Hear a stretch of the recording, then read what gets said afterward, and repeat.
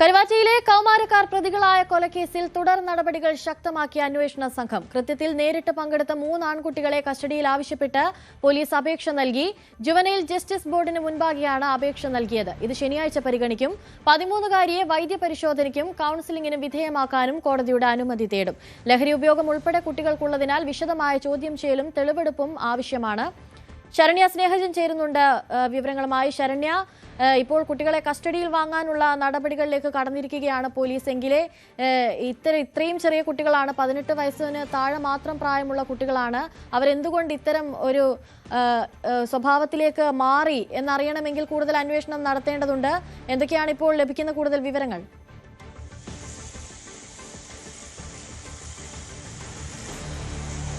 അനുശ്രീ, നമുക്കറിയാം വളരെ ഗൗരവമേറിയ ഒരു കേസാണ് ഇത്. കാരണം 13 വയസ്സുള്ള ഒരു പെൺകുട്ടിയാണ് ഇത്തരത്തിലൊരു കൊലപാതകത്തിന്റെ ആസൂത്രണം നടത്തുകയും കൗമാരക്കാരായ ആളുകളാണ് അതിൽ ഏർപ്പെടുകയും ചെയ്തിട്ടുള്ളത്.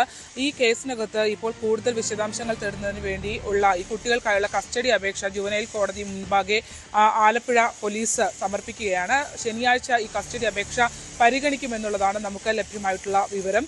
ഇതിൽ ഏറ്റവും പ്രധാനപ്പെട്ടതെന്ന് പറയുന്നത് ഈ ആസൂത്രണവുമായി ബന്ധപ്പെട്ട് പല കാര്യങ്ങളും ഈ പെൺകുട്ടിയുടെ കുടുംബത്തിൽ നിന്ന് ചോദിച്ച് അറിയേണ്ടതായുണ്ട്. അത് ഇപ്പോൾ അമ്മയടക്കമുള്ള ആളുകൾ ചികിത്സയിലാണ്. അവരിൽ നിന്നുമൊക്കെ വിശദാംശങ്ങൾ തേടേണ്ടതുണ്ട്. അപ്പോൾ ഇതിനകത്ത് കുട്ടി പറഞ്ഞതുൾപ്പെടെയുള്ള ചില കാര്യങ്ങൾ പോലീസിന് വ്യക്തത വരുത്തേണ്ടതുണ്ട്. മറ്റൊന്ന് ഈ കുട്ടികളുടെ ലഹരി ഉപയോഗമാണ്.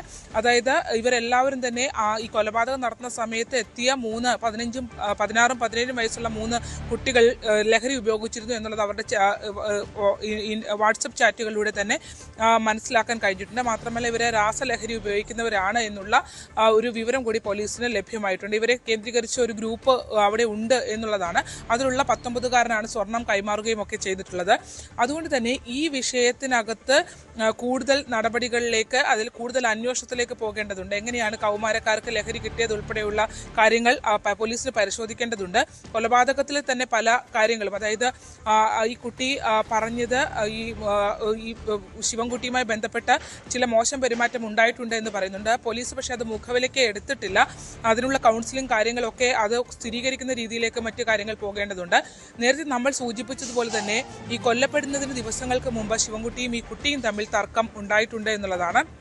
അത് ഈ വീട്ടിൽ നിന്ന് പണം എടുക്കുന്നതുമായി ബന്ധപ്പെട്ട ഈ പെൺകുട്ടിയെ ശിവൻകുട്ടി താക്കീത് ചെയ്തതടക്കമുള്ള കാര്യങ്ങൾ നമുക്ക് ലഭ്യമായി തുടങ്ങിയിട്ടുണ്ട്. അപ്പോൾ ആ രീതിയിൽ ഒരു തർക്കം, ഒരു പകയുണ്ടാക്കുന്ന രീതിയിൽ ഈ കുട്ടിയുമായി ഉണ്ടായിട്ടുണ്ട് എന്നുള്ളതാണ്. മറ്റൊന്ന്, 6 മാസം മുമ്പാണ് ശിവൻകുട്ടി കരുവാറ്റയിലെ വീട്ടിലേക്ക് എത്തിയിട്ടുള്ളത്. അതുകൊണ്ട് തന്നെ ആ വീട്ടിൽ എത്തിയ സമയത്തിന് ശേഷം ഈ കുട്ടിയുടെ സ്വതന്ത്രമായ ഒരു പോക്കുവരവുകളെ ഇയാൾ ചോദ്യം ചെയ്തിരുന്നു എന്നുള്ളതും മനസ്സിലാക്കാൻ കഴിയുന്നുണ്ട്.